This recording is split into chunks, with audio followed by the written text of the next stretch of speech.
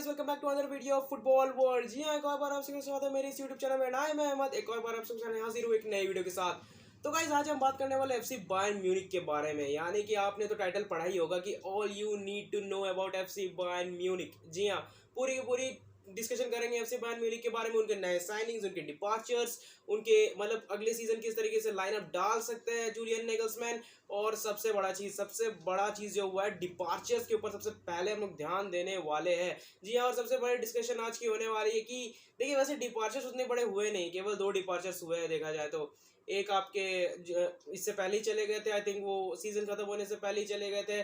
Defender क्या नाम था, निकोलास सूले जो है वो जा चुके थे फ्री ट्रांसफर में, डॉर्टमंड में उनका ट्रांसफर हो चुका था। लेकिन दूसरी ट्रांसफर जो दूसरा डिपार्चर हुआ है बायर्न से, यार मतलब मेरे हिसाब से तो वो सबसे खतरनाक ट्रांसफर हुआ है। बायर्न पिछले सीजन तक सोची भी नहीं थी कि ये ट्रांसफर हो सकती है, लेकिन वो हुआ। बिल्कुल लेवांडोव्स्की टू एफसी बार्सिलोना हो चुका है 45 मिलियन यूरोज में। और ये तो आप सभी को मालूम ही होंगे, बिल्कुल मालूम होगा, कोई बात नहीं है, कोई प्रॉब्लम नहीं है इसमें। लेकिन बायर्न फैंस को बहुत ज्यादा प्रॉब्लम है, बिल्कुल। और लेवांडोव्स्की जो है वो जा चुके हैं बायर्न से, तो उसकी बारे में डिस्कशन करेंगे किस तरीके से लेवांडोव्स्की की जगह जो है वो वाइट जो खाली पड़ी है उसे किस तरीके से फिल कर सकती है जूलियन नेगल्समैन और एफसी बायर्न म्यूनिख की ये team.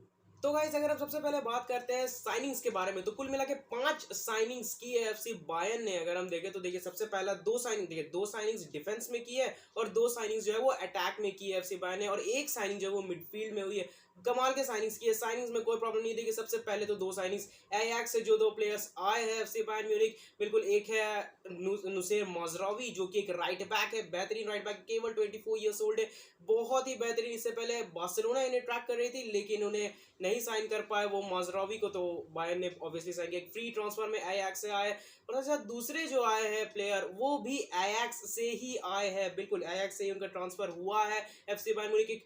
I think 18 to 20 million euros में आए हैं। रायन ग्रावेनबर्च केवल 18 साल के है ये प्लेयर, कमाल के प्लेयर है भाई। मिडफील्ड में तो मतलब आईएक्स के लिए तो काम मतलब आग लगाते थे ये, बहुत ही बेहतरीन एकेडमी से आए हैं आईएक्स की। एरिक टेन हैग के अंदर बहुत ही अच्छा काम करते आए हैं हमेशा से रायन ग्रावेनबर्च, और वो भी हमें देखने को मिलेंगे अगले सीजन एफसी बायर्न म्यूनिख में। साथ ही साथ अगर आप बात करें एक और बिल्कुल बिग मनी मूव्स की अगर आप बात करें तो बिल्कुल एक तो सादियो माने, मैंने अपने वीडियो भी बनाया था सादियो माने के ऊपर, उसमें मैंने बताया था कि उनका ट्रांसफर हुआ है बायर्न 33 to 35 मिलियन यूरोज, आप पकड़ सकते हैं अराउंड 35 मिलियन यूरोज में साइन किया है एफसी बायर्न म्यूनिख ने लिवरपूल से सादियो माने को। और साथ ही साथ एक सुपरस्टार साइनिंग और हुई है, बिल्कुल एक बिग मनी ट्रांसफर जो कि लग नहीं रहा था कि होगा starting of the transfer window में, लेकिन हुआ है एट द एंड। बिल्कुल मथायस डे लिक्ट जो है वो आ चुके हैं एफसी बायर्न म्यूनिख में। आई थिंक यूवेंटस, बिल्कुल यूवेंटस से जो इनका ट्रांसफर हुआ 70 मिलियन यूरोज के ट्रांसफर फी पर आए हैं मैथायस डे लिक्ट। एक और सुपरस्टार साइनिंग, बिल्कुल। देखिए निकोलास सूले के जाने के बाद इन्हें डिफेंसिव प्लेयर्स चाहिए थे, ऑफ कोर्स प्लेयर्स चाहिए थे, और इन्होंने लेके आए मैथायस डे लिक्ट, एक और वर्ल्ड क्लास। बिल्कुल जब ये एयाक्स से निकले थे मैथायस डे लिक्ट तो अब सभी को पता होगा यार one of the best young defenders माने जा रहे थे ये, और अभी साइन किया है। उस तरीके से खेले, उस तरीके का उनको फॉर्म नहीं दिखा है यूवेंटस में, लेकिन मुझे पूरा भरोसा है भाई कि मतलब बायर्न में आग लगाएगा ये बंदा, क्योंकि बायर्न का प्ले स्टाइल उस तरीके का है जो सूट कर सकता है मैथायस डे लिक्ट को, बिल्कुल। और एक और साइनिंग अभी हाल फिलहाल में ही हुई है लेवांडोव्स्की का। आप उन्हें मतलब एक सब्स्टिट्यूट तो नहीं कह सकते, लेकिन एक अच्छी साइनिंग है, यंग साइनिंग है। सबसे बड़ी चीज तो केवल 17 साल के एक स्ट्राइकर मैथिस टेल का जो है वो साइनिंग हुआ है एफसी बायर्न म्यूनिख में, एक क्लोज टू 20 मिलियन यूरोज में जो है साइन किया है एफसी बायर्न म्यूनिख ने मैथिस टेल, बिल्कुल एक केवल 17 साल के स्ट्राइकर है ये।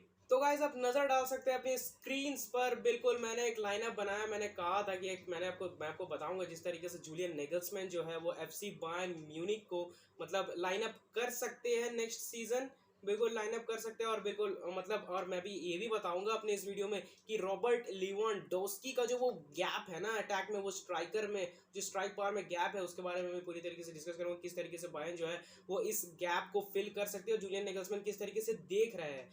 देखिए अगर आप पिछले एक जो पिछला मैच खेला था एफसी बायर्न म्यूनिख ने, उस हिसाब से मैंने ये स्टार्टिंग लाइनअप बनाई है, बिल्कुल इसी तरीके से उतरे थे। केवल यहाँ पर बेंजामिन पावार्ड उतरे थे और यहाँ पर डेयोट ओपामेकानो जो है वो स्टार्ट कर रहे थे, लेकिन मैंने यहाँ पर चेंजेस किए। मैथायस डे लिक्ट नेक्स्ट सीजन के बारे में हम सोच रहे तो बिल्कुल डायरेक्ट स्टार्ट कर रहे हैं, मेरे लिए तो मजरावी स्टार्ट कर रहे हैं एज अ राइट बैक, बिल्कुल ज्यादा अटैक माइंडेड प्लेयर है मजरावी। पावार्ड जो है वो थोड़ा ज्यादा डिफेंसिवली फुल बैक माने जाते हैं, लेकिन मजरावी जो है वो ज्यादा ऑफेंसिवली बहुत ज्यादा ध्यान देते हैं। तो अगर आप देखेंगे इस लाइनअप में, ठीक है। लेकिन पिछली बार क्या किया था, बिल्कुल मूलर जो है, मतलब जो पिछला मैच खेला था, एक फ्रेंडली मैच जो खेला था एफसी बायर्न ने मैन सिटी के साथ, वहां पर मूलर जो एज अ स्ट्राइकर खेल रहे थे, लेकिन मैंने यहाँ मूलर को अपनी पोजीशन पर रखा यार। तू कहीं मत जा, क्योंकि तू जिस पोजीशन में है ना वो तेरे लिए बेस्ट है।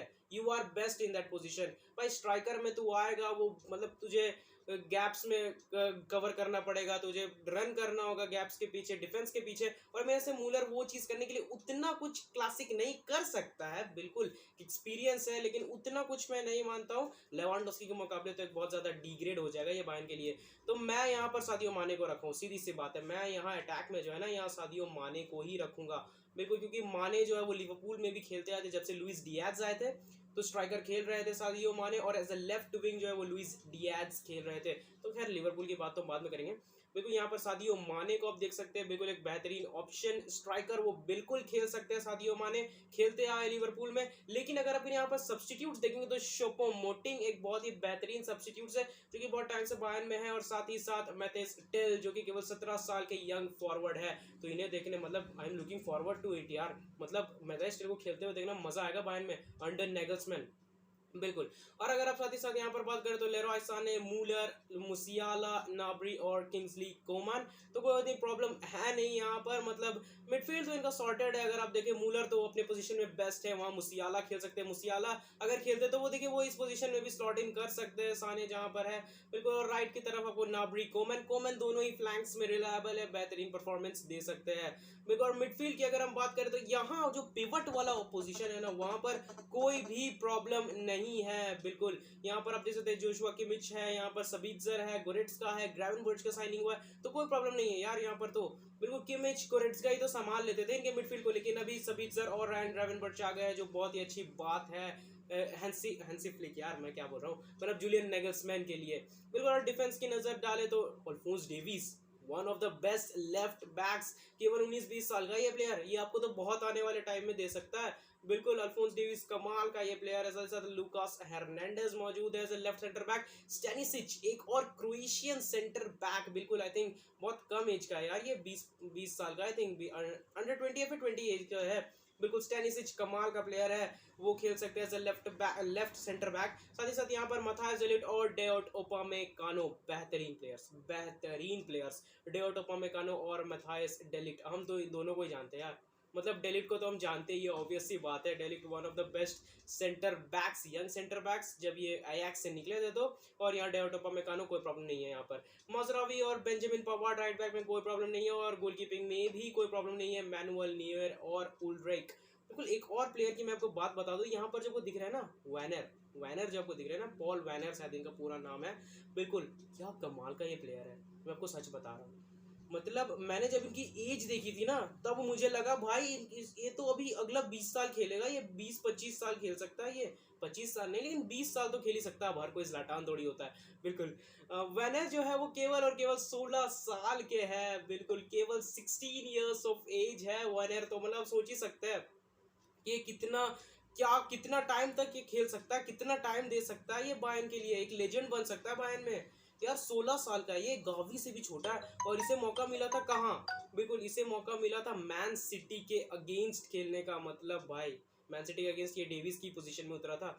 और बिल्कुल अगर मैं थोड़ी थोड़ी यहाँ पर एनालिसिस कर दूँ, एनालिसिस नहीं मतलब मैं बता दूँ किस तरीके से जो है अप्रोच करते हैं नेगल्समैन, तो बिल्कुल अगर आप देखेंगे तो डेविस जब अटैक में जाती है, जब अटैक में जाती है बायर्न की टीम, तो डेविस जो है यहाँ से अप टॉप जाते हैं बिल्कुल। साने और नाबरी जो है वो बहुत हद तक अंदर की तरफ कट इन कर जाते हैं, और मूलर आगे रहते हैं, और यहाँ से पॉवार्ड भी आगे की तरफ चले जाते हैं। यहाँ से किमिश जो है वो पीछे की तरफ ड्रॉप इन कर जाते हैं, एज अ बैक थ्री बना लेते हैं यहाँ पर अपने दो सेंटर बैक्स के साथ, और गोरेट्स्का जो है वो इस पोजीशन में as a single pivot style ले लेते हैं, और डेविस और माजरावी अप टॉप यहाँ पर चढ़ जाते हैं, और मूलर यहाँ पर आपको दिखेंगे साने कट इन करते हैं, और डेविस और माजरावी जो ये ओवरलैप्स में जाते हैं, बिल्कुल ओवरलैप्स में जाते हैं। क्योंकि देखिए अगर आप बात करें मतलब इनकी स्टाइल ऑफ प्ले, तो देखिए सबसे ज़्यादा ये चीज़ है बिल्कुल, सबसे ज़्यादा जो क्रिटिसाइज हो रही थी जूलियन नेगल्समैन की, वो ये है कि भाई डिफेंसिवली ध्यान ही नहीं देता है ये बंदा। ये सिर्फ अटैक अटैक अटैक, क्योंकि मतलब ऑफ द बॉल भी जब बायर्न की टीम रहती है ना, तो ये इस तरीके से खेलती है कि हमें अटैक ही करना है। हाई प्रेसिंग, पूरी तरीके से high pressing attacking play of football, relentless pressing करती है जूलियन नेगल्समैन की ये टीम। और कभी कभी आपको अच्छे फायदे भी मिलते हैं कि अगर आपने इन ट्रांजिशन ओपोनेंट को पकड़ लिया तो फिर आप गोल बिल्कुल दाग सकते हैं, आपके पास वो प्लेयर्स है गोल स्कोरर, बिल्कुल स्कोर करेंगे। और यहाँ पर भाई ये गोरेट्सका जो वो सिंगल पिवट का रोल बहुत ही अच्छी तरीके से निभाते हैं। अभी ग्रेवेनबर्च है यहाँ पर, आप ये क्या नाम है इनका, सबीट्जा को भी खिला सकते हो, कोई प्रॉब्लम नहीं है। और डेलिक्ट और लुकास हर्नांडेज एक बहुत ही बेहतरीन ऑप्शन बनते हैं आपके पास जब आप बैक थ्री खेलते हैं तो बिल्कुल। तो देखिए कोई ऐसी प्रॉब्लम नहीं है अगर आप देखें तो। बिल्कुल लेवांडोस्की की अगर हम बात करें, देखिए लेवांडोस्की का वाइड तो आप फिल नहीं कर सकते एट प्रेजेंट इस वर्ल्ड में, ठीक है, इस पूरे वर्ल्ड में ऐसा कोई प्लेयर नहीं है जो डायरेक्ट सब्स्टिट्यूट कर सके लेवांडोस्की को। बिल्कुल, क्योंकि जिस तरीके के क्लास है ना लेवांडोस्की के पास, बिल्कुल आपको मिलेंगे, बेंजीमा मिलेंगे आपको स्ट्राइकर यार। लेकिन मैं ये नहीं कह रहा हूँ कि नहीं है लेकिन वो डायरेक्ट सब्स्टिट्यूट नहीं थे। कि बेंजीमा किस टाइप के प्लेयर है, वो ड्रॉप इन करते हैं, बिल्कुल वो लिंकअप करते हैं बहुत ही बेहतरीन, लेवांडोस्की भी लिंकअप करते हैं। लेकिन बेंजीमा का स्टाइल ऑफ प्ले थोड़ा अलग है लेवांडोस्की से, आप मानिए नहीं मानिए, दोनों का प्लेइंग स्टाइल थोड़ा अलग है लेवांडोस्की और बेंजीमा का। तो आपको एक डायरेक्ट सब्स्टिट्यूट मिलने वाला नहीं है, सीधी सी बात है। और भाई बेंजीमा कहीं जा नहीं रहा है, सीधी सी बात है। तो अब देखिए नेगल्समैन को कुछ करना होगा, और मेरे से माने is the best for that, ठीक है, क्योंकि आपके वहां पर माने स्कोर कर सकता है यार आपको। बिल्कुल आप मूलर को वहां नहीं खिला सकते, क्योंकि मूलर हमेशा वो एक सेकंड स्ट्राइकर वाला रोल लेता है। सेकंड स्ट्राइकर है, सेंट्रल अटैकिंग मिडफील्डर। जब तक लेवांडोस्की थे तब तक तो ठीक था, लेकिन अब क्या करेंगे नेगल्समैन, ये देखने की बात है। इसीलिए मैं तो वहां पर माने को ही सजेस्ट करूंगा, और मैं देख रहा हूँ माने को मैं ना ये साने वाले पोजीशन में खेलते हुए नहीं देख रहा हूँ, सीधी सी बात है, ठीक है। मैं उन्हें देख रहा हूँ एज अ स्ट्राइकर खेलते हुए। आप मैथ्यूज टेल को वहाँ यूज कर सकते हैं, क्योंकि वो सिर्फ 17 साल के, बहुत रिलायबल है, बहुत टाइम है उनके इंप्रूवमेंट के लिए, तो कोई प्रॉब्लम नहीं है वहां पर। तो आप अगर बायर्न की और भी प्लेयर्स की बात करें तो देखिए बहुत सारे यंग प्लेयर्स हैं, बिल्कुल अब बहुत सारे यंग प्लेयर्स हैं। विदोविच एक प्लेयर्स है जो कि मिडफील्ड में खेलते हैं, और पिछले मैच में सिटी के अगेंस्ट भी हमें देखने को मिले थे विदोविच। साथ ही साथ एक और प्लेयर है नेंजू शायद नाम है उनका, जो कि एज अ राइट बैक खेल सकते हैं। माजरावी और पवार्ड के अलावा एक और ऑप्शन देते हैं आपको, विदोविच का एक बेहतरीन ऑप्शन है आपके पास। और भी प्लेयर्स है, अगर आप बात करें तो मैटिस टेल मैंने बताया बहुत ज़्यादा यंग है, जमाल मुसियाला का मैंने बताया, जिर्कजी एक और प्लेयर ज़र्कज़ी, बिल्कुल एक डच प्लेयर है, बहुत यंग है, आई थिंक 17-18 साल के है ये, और बहुत ही बेहतरीन मूलर वाले पोजीशन में ये स्लॉट इन कर सकते हैं। एज अ विंगर भी ये बहुत ही अच्छी तरीके से खेल सकते हैं। तो देखिए कोई प्रॉब्लम नहीं है यहाँ पर भी, कि आपके पास ऑप्शंस है, बिल्कुल आपके पास ऑप्शंस है। ज़र्कज़ी का जैसे मैंने बताया, बिल्कुल मैंने बताया आपको पूरी तरीके से यंगस्टर्स जिस तरीके से मतास्टेल, ज़र्कज़ी, नेंजू है इनके पास, ग्रेवेनबर्च 18 साल के प्लेयर आए हैं। तो यार स्क्वाड में मुझे तो नहीं लगता लाइनअप में उतनी कोई प्रॉब्लम होगी जूलियन नेगल्समैन को, केवल वो एक पोजीशन। बिल्कुल देखिए निकोलास सूले, अगर मैं सीधी बात बताऊं ना, निकोलास सीलो के डिपार्चर उतना जो है वो इफेक्ट नहीं किया है बायर्न को, जितना इनका मतलब लेवांडोस्की का डिपार्चर इफेक्ट किया, वो सीधी सी बात है, ये दिख रहा है।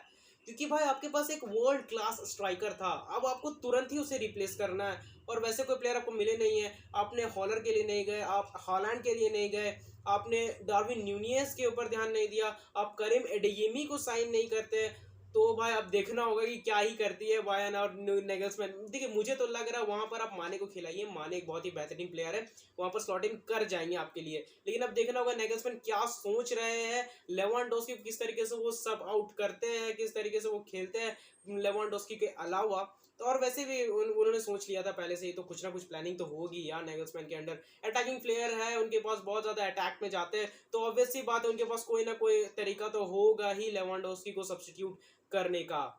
So guys that's it for this video. जितने भी मैंने चीजें बताई ये सब कुछ साइनिंग्स को कवर किया, डिपार्चर को कवर किया, जो लाइनअप हो सकती है, लेवांडोस्की किस तरीके से सब आउट कर सकती है नेगल्समैन और बायर्न की टीम, पूरी तरीके से मैंने कवर कर दिया है बायर्न म्यूनिख के, मतलब जितनी भी चीजें आपको जानी थी बायर्न म्यूनिख के स्क्वाड के बारे में, उनके मतलब डिपार्चर साइनिंग्स के बारे में, वो सब चीजें मैंने बता दी है आपको। तो that's it for this video guys. अगर आपको रेगुलरली ऐसे फुटबॉलिंग कंटेंट चाहिए तो आप मेरे चैनल को सब्सक्राइब कर सकते हैं, and don't forget to like and share this video. So till the next video, I am Ahmad.